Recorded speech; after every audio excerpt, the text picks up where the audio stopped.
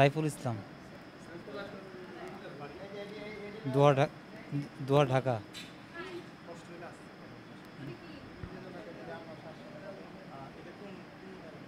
তাঁতিবাজার, হ্যাঁ, বংশাল থানার সামনে আর কি। হ্যাঁ, বংশাল থানা থেকে গ্রিস। এটা আনুমানিক 4টা 25-এর দিকে, 5 তারিখে। পুলিশ তো নিচে ছিল না, পুলিশ সব ছিল 2 তলার 3 তলার উপরে। ওইখান থেকে গুলি করছে।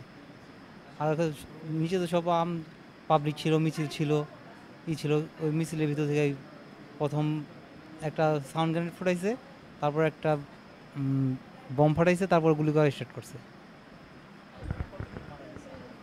আনুমানিক আমি তো আসার পরে, আমি যতটা শুনছি, আমি আসার পরে 11-12 জন মারা গেছে। আমি মানে আমি আহত তো অনেক হয়েছে। আহত আমরা এই হাসপাতালে আহত ছিলাম 3 জন, তা খালি তাঁতিবাজারেরই। আমার,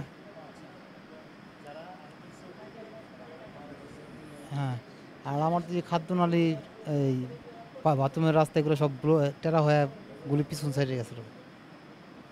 এই যে দেখেন না, বাথরুমের রাস্তা ব্যাগ দিয়ে দিচ্ছে এখন আবার। কেন মনে হয়েছে, যদি মনে করেন যে টুনিস থেকে গুলিটা তো উপর থেকে এসে লাগছে, যদি সোজা এসে লাগতো তাহলে বোধ হয় আমার ওখানে পড়ে থাকতে।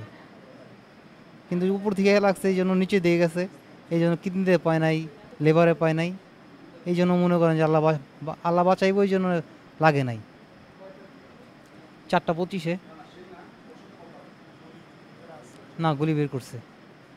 গুলি এখান দিয়ে ঢুকছে, ঠিক এই জায়গায় গেছে। যে আপনি হাত দিয়ে দেখলে দেখতে পারেন, যে এই জায়গায় গেছিল, দেখেন ফুলে রয়েছে, জায়গাটা ফুলে রয়েছে।